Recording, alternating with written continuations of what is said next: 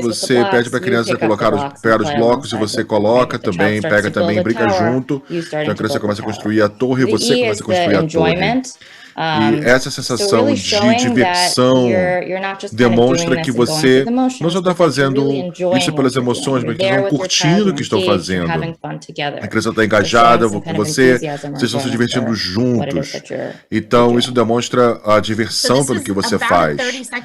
Então, é um vídeo de 30 segundos, não sei se dá para tocar no play aí no pessoal, ou se sou eu que tenho que apertar o botão. Ah, não, foi?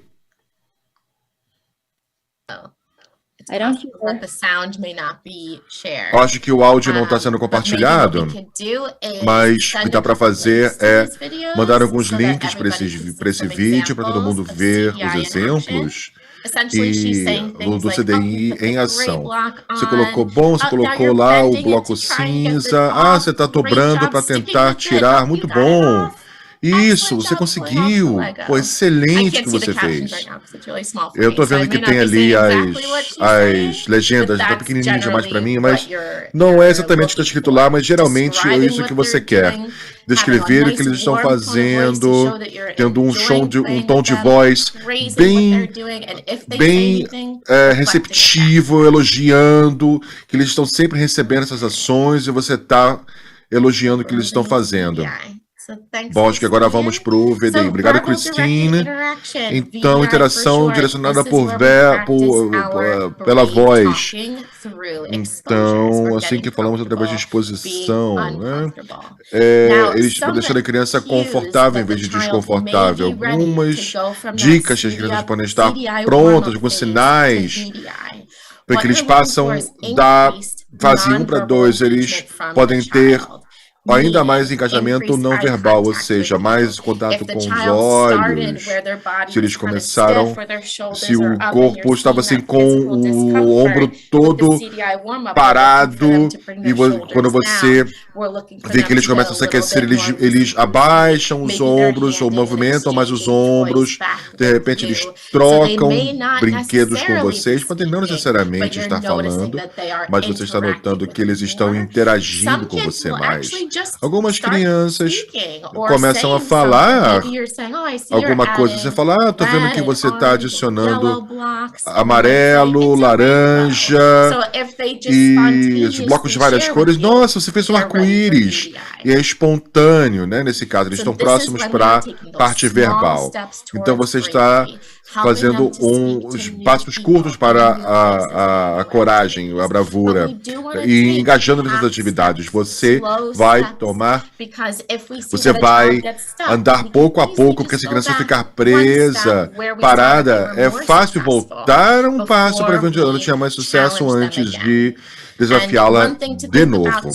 E você tem que pensar também no seguinte: enquanto fizer essa disposição, você vai mudar uma variável por vez. Você fala de variável, você pensa no que nós falamos antes, que pode estar contaminado, as pessoas, lugares, atividades. Então, se você está numa atividade, antes de começar a fazer perguntas, você precisa permanecer nessa atividade. Se você vai do Lego para colorir, você mudou a atividade, mudou a variável. Não é a hora de fazer pergunta. Você tem que permanecer no CDI, depois de partir para uma nova atividade, antes de fazer perguntas. Então, pessoas, lugares, atividades, sempre tem que mudar isso, uma variável por vez. São duas formas de você preparar as crianças para falarem. A primeira é comandos e perguntas. Então, você vai evitar perguntas sim ou não. Você vai brincar com os Legos, porque as crianças conseguem fazer isso. Dizendo sim com a cabeça, não com a cabeça, ou eles apontam para outro brinquedo que eles querem brincar. Respostas não verbais. Eles evitam falar usando a voz. E por conta da sociedade, nós geralmente aceitamos isso ou aquilo. A resposta é com a cabeça. Você pode não perceber, fazendo sim, dizendo sim, quero brincar com os Legos, mas tecnicamente não disseram nada. Então, para manter tudo simples, nós estamos evitando perguntas com sim ou não, de resposta, para não reforçarmos a resposta não verbal sem querer. Em vez disso, vamos começar com perguntas que escolha forçada. Quer brincar com Lego ou você quer brincar de colorir? Você dá várias opções, ou algo diferente, uma pergunta de múltipla escolha. Isso vai ser mais fácil de responder do que uma pergunta simplesmente aberta. Quer brincar qual jogo? Podem haver tantas coisas na sala que vai ser difícil de escolher um deles, ou dar um nome do que eles querem brincar. Então, começando com escolha forçada, você permanece nela até a criança demonstrar que tem uma resposta bem-sucedida, e você, quando você vê a criança consistentemente responde por vários minutos essa pergunta, você vai para a pergunta aberta. Você também pode dar comandos diretos. Me fala para o grupo, fala para a doutora Christine, sendo muito claro no que você quer fazer. Um comando direto que chamamos. E os comandos diretos são formas mais passivas de comandar o comportamento da criança. Então, você diz o seu nome para a Christine, ou vamos falar para a turma que dia da semana é hoje, ou nós vamos dizer que dia da semana é hoje. A Cristina está mostrando para você, dizendo que não, você tem que evitar isso, porque são mais passivas em geral. As crianças com ansiedade interpretam essas interações mais interativas como opcionais. Você pode dizer isso para a Christine? Eles vão dizer não, mas eles podem estar lá paradas em pé, congeladas ou beijando a cabeça. Então parece opcional. Em vez disso, temos que ser diretos em quais são as expectativas. Me fala quando é seu aniversário. Criança com ansiedade costuma gostar de agradar as pessoas, e eles vão responder. Então, quando usamos comandos diretos, uma probabilidade maior de que eles vão responder. Então, aqui temos todos os formatos diferentes e formas de você interagir com a criança. Então, tem uma situação, pergunta sim, não, ou evitar. Você quer um sorvete, etc. Você vai usar uma pergunta com escolha forçada. Você quer baunilha, chocolate ou alguma outra coisa? Quando pedimos opiniões sobre o que as crianças querem, é interessante pedir que a criança tenha opções, porque não ser obrigado a escolher um dos dois primeiros. Uma pergunta aberta: qual sabor de sorvete você quer? E uma abordagem sem perguntas: me mostra qual sabor você quer. Nós estamos estimulando o não verbal aqui. Eu usaria isso, por exemplo, uma criança dizendo outra coisa. Eu não sei o que eles querem, de repente eles não sabem o nome do que eles querem. Então eu posso apontar e dizer: mostra para mim o sabor que você quer, etiquetar para eles. Eu tô lá. Então é creme. E você volta para a pergunta. Agora eu tô confuso porque foi lá do chocolate. Você quer chocolate ou creme? E agora eles sabem o nome, eles podem dizer para você qual sabor eles querem. Então, isso é usado mais como um temporário para apontar, né, com o objetivo de que eles verbalizem. Comando direto: me fala qual sabor você quer. E tem exemplo direto aqui que nós podemos evitar. De repente, você me diz qual sabor você quer. E acredito que as crianças não vão responder a esse tipo de estímulo.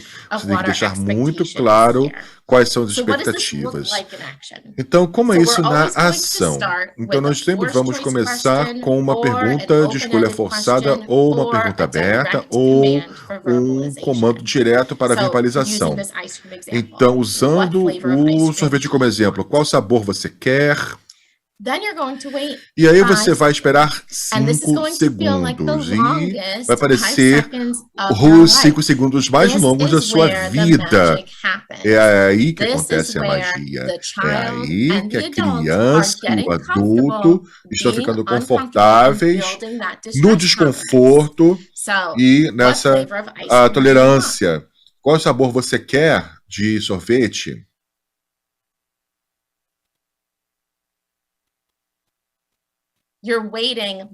Você está aguardando minimamente em 5 segundos. Algumas crianças quase sempre respondem no 7º segundo, então você tem que esperar um pouquinho mais, mas você tem que pausar e criar espaço para que eles respondam. E fala para as pessoas, faz contato no olho da criança. Vai ter esse olhar bem acolhedor, porque você vai ter confiança de que eles podem responder. Se nós, como adultos, ficamos desconfortáveis, você não pergunta, olhamos para o nada, olha para o sorvete, para a criança, é um gesto que não temos confiança que eles podem responder. Então, precisamos modelar essa confiança, ficar relaxado e dizer para a criança que ela consegue fazer. Então, aguardamos esses 5 segundos e uma das 3 coisas que vão acontecer.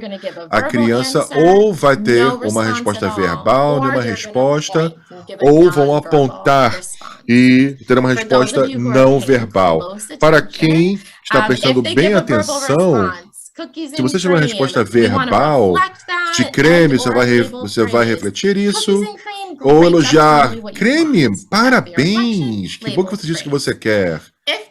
Daí você tem um elogio verbal, você não dá nenhuma resposta, ficam congelados. Nós temos que reformatar a pergunta. Eu usei uma pergunta aberta, que é mais difícil, então eu posso mudar e dizer, você quer chocolate, baunilha ou alguma outra coisa? Então, um sabor diferente. Que estamos esperando esses 5 segundos de novo, então estamos simplificando a pergunta. Se a criança tiver uma resposta não verbal, estiver apontando, nós vamos reconhecer que eles estão dando uma resposta não verbal, mas aí temos que voltar para o verbal. Né, estimular isso. Tá vendo você que está apontando? Me fala o que você quer. Você quer o chocolate, o de baunilha ou alguma outra coisa? Qual sorvete você quer? Mostra o sabor que você quer. Se você tiver total confiança de que eles sabem o sabor que estão apontando, eu deixaria vago. Eu estou vendo que está apontando para um sorvete, mas não estou vendo daqui. Se você não tiver certeza, eu estou vendo está apontando para o sorvete, mas aí está do lado do chocolate. Você quer creme ou chocolate? Então, queremos que você mantenha o relacionamento. Não queremos ignorar que estão tentando comunicar com você. Então, nós vamos reconhecer isso, mas está sempre voltando no estímulo para que a criança fale. De maneira geral, não queremos estimular mais de 2 ou 3 vezes. Se você reformatou, simplificou a pergunta e estimulou que ela falasse com as palavras no máximo de 3 vezes e a criança ainda está com dificuldade de responder, temos que voltar para o último lugar de sucesso. Então, ou seja, talvez seja uma pausa das perguntas e voltar para o aquecimento CDI. E às vezes é difícil.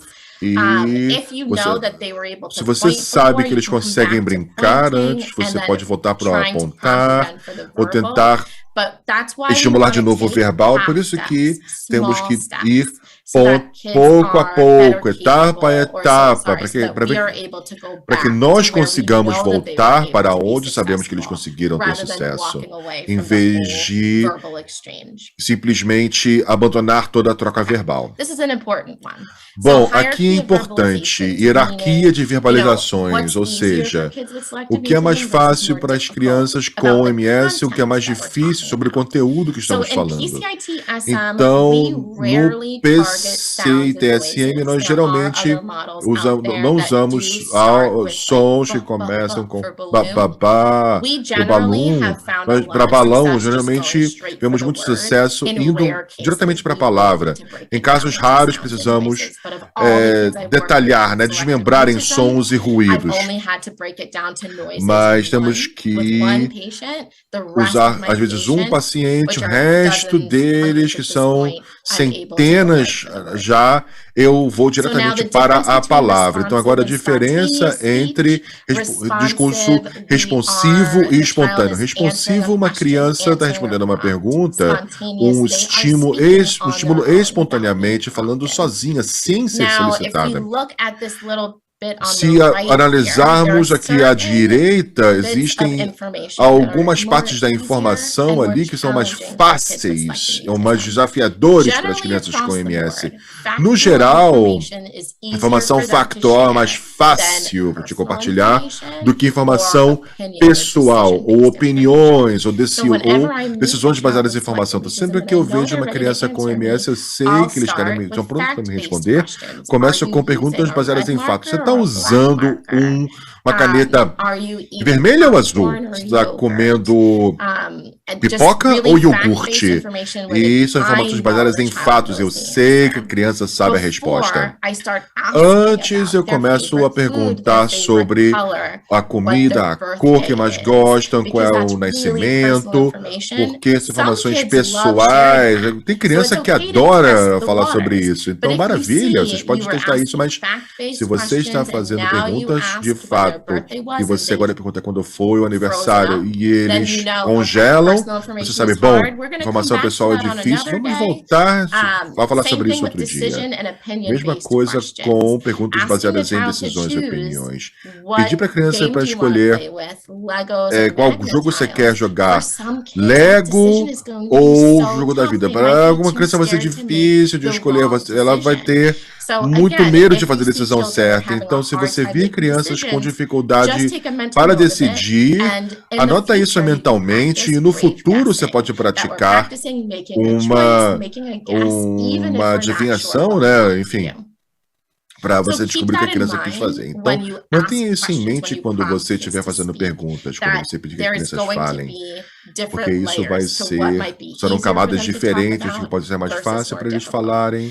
E do que é mais difícil agora, acho que na parte de baixo, áreas de maior dificuldade, são coisas que são muito difíceis para crianças com MS. E geralmente eu não faço isso, até tenho avançado nas áreas de resposta espontânea. São comportamentos socialmente aguardados, esperados. Dizer, oi, tudo bem? Comportamento, com licença, por favor. Obrigado, pedir desculpas e pedir ajuda. Posso usar o banheiro? Discutir emoções. Isso é muito mais difícil para crianças com MS. E podemos trabalhar nesse sentido. Claro que temos crianças que praticam, né? Posso ir para o banheiro? O banheiro, por favor, para crianças que precisam de uma frase muito simples. Então, isso pode ser praticado, mas tenham em mente que é uma tarefa muito mais difícil com criança que tem MS. Aqui o que não fazer, você precisa evitar isso quando estiver na parte verbal. Você vai evitar a capacitação ou resgate, ou seja, se uma criança está te dando uma resposta não verbal, você vai evitar aceitar isso como resposta. Você vai sempre voltar e estimular o verbal. Você vai evitar qualquer forma de crítica. Eu sei que vocês não estão fazendo isso quando as crianças estão trabalhando, mas geralmente eu ouço muita crítica em VDI, na parte verbal, seria nossa, que idiotice, não seja idiota, essas coisas. Então, até esse tipo de forma de crítica, você precisa ter cuidado com isso. Você tem que evitar comandos indiretos para falar.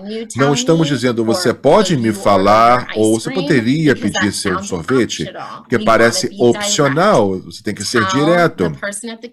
Fala para a pessoa no balcão o que você quer e evitar perguntas com respostas muito rápidas, de ping-pong.